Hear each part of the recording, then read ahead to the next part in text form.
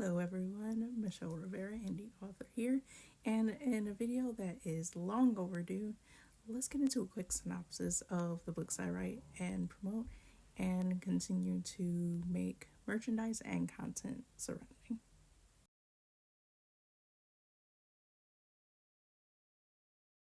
First off, this video is being made in August of 2025, so if you're viewing it at any time that's much further in the future than that, the information here may be outdated.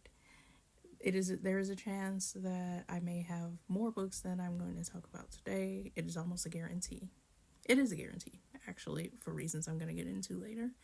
So this is a video that is representative of all of my published work as of August of 2025. Specifically, I'm filming this on August 12th. So let's get right into it. My first book was published in July of 2022. It's called Revolution, and it is the first in its series. It follows two best friends that are currently freshmen in high school, as they're both having these very strange, very kind of supernatural dreams. They're different from other dreams in that they feel a lot more realistic, a lot more chilling, and continue to affect them even after they've woken up for the day. The day that they discover that these dreams that they've been having are the same dream, they elect to delve into their detective sides and start to piece together clues as to why this could be happening, when one day they are encountered by one of the people who appears in said dreams. Jesus Christ, how many times am I going to say dreams in this synopsis?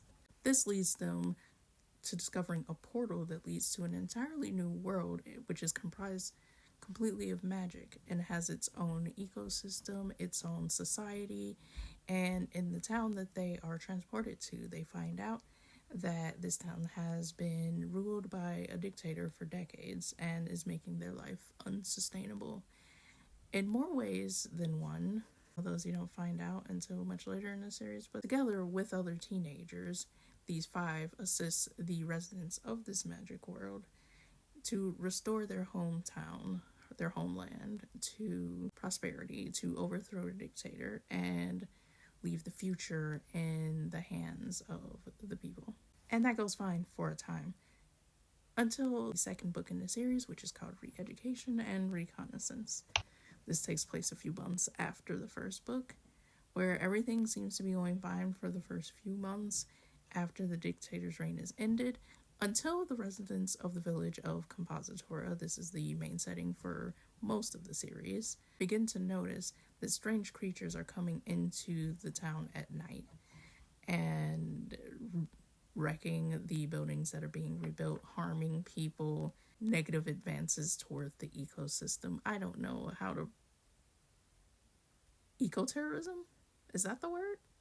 Amidst all of this, other people, teenagers from Earth, are discovered in the area until our cast is brought back to reprise their role as the saviors of this small village. This one becomes a lot more JRPG-like in that the main characters are given magic powers as well as weapon training to be able to fight off the creatures that come into the town at night.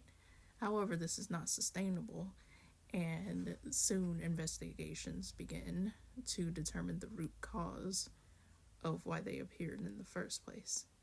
In this story, you also get a lot more backstory for some of the characters that were featured in the first book, in case you were ever curious about that. After this difficulty is surmounted, things become peaceful for a time once again. That is until the beginning of the third book in the series, which is called The Origins Points Renaissance. In this book, multiple things are happening at once. There's these strange atmospheric occurrences in the magic world that have the residents scratching their heads, not really understanding why it's happening, as this is something that has never happened before. And at the same time, the main village of Compositor, which is going through its age of industry, the Resistance, which is the main character faction you've been following, is suddenly encountering resistance against them by a mysterious group dressed in black, who seem to have specific grievances with their leader. Because two things are happening at once in this story, it gets kind of hectic and it becomes difficult for our main party to really get their bearings about themselves and begin to understand how these things may be connected. As time goes on, it starts to sink in that the particular grievances that the mysterious Black Clad faction has are very specific, almost as if they are only things that could be brought about if they came from someone who was familiar with the resistance itself. In this one, you get to explore more cities of the magic world. You can really feel the world expand and become more fleshed out. And you also get to see the characters' relationships really beginning to solidify, because this is the third book now where they're all together. They've all known each other for more than a year at this point, almost 2. This one's also got a lot of really fun additions to it, like train travel and idols and retribution, all of the fun stuff. This is a 5-book series. Currently I'm in the process of writing book number 4. It does not yet have a release date for reasons you'll learn about later in the video, and the 5th book is scheduled to be written and released sometime in either late 2026 or early 2027. Outside of the Revosaga series, which has been my baby for quite a while, last year I decided to write a book about some of my experiences as an adult. I started the Revosaga series when I was 19 years old, but as a 32-year-old, although I have a lot of love for the series, I'm yearning to also write things that are a little more permanent to my life as a professional adult. And so I wrote The Absence of Complete Dark. I am incapable of writing a single story that doesn't have a fantasy element in it.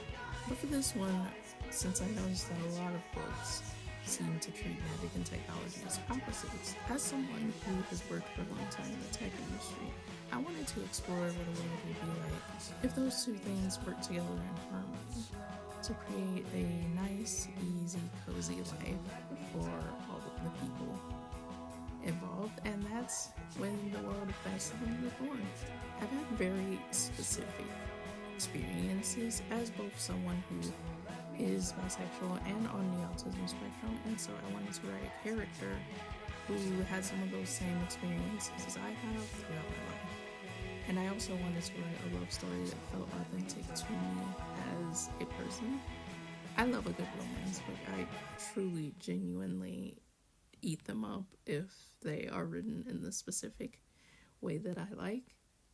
But at the same time, I don't think I've ever encountered a book written by someone else that described the particular way that I feel affection and attraction to other people.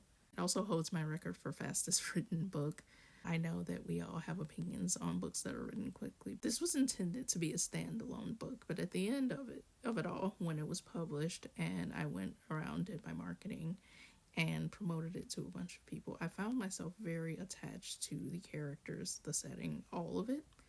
And so I ended up writing I don't know if I can call it a sequel, it's not a prequel, an accompanying book, a sister book. I don't really know. Anyway, that's my most recent release, Murder and then Celosia Weather the Storm, which is a sapphic romance. It is the first time I have explicitly written a romance. It's new enough. I said I was filming this on August 12th, but the book released August 1st, so it's been less than 2 weeks since it's been out. I had a really fun time writing it. I had a fun time talking with the editing team that I worked with about all of the notes they left for me on how to improve. It's still too early to gauge how people feel about it, especially in comparison to The Absence of Complete Dark. But yeah, I will always, regardless of how it performs, hold it near and dear to my heart. So that's all of my books that are currently published. I have ideas for other things, but I try my best, even though I get very enthusiastic about new writing projects, I try not to put the cart before the horse, or else I will get super overwhelmed. So that is all I have for you now. I will see you in the next video and in the future.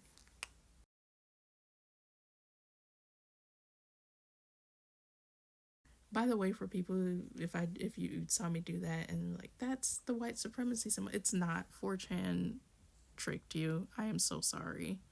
It's just a way to say, okay, that never changed. And even if people were trying to change that, don't let them take that from you.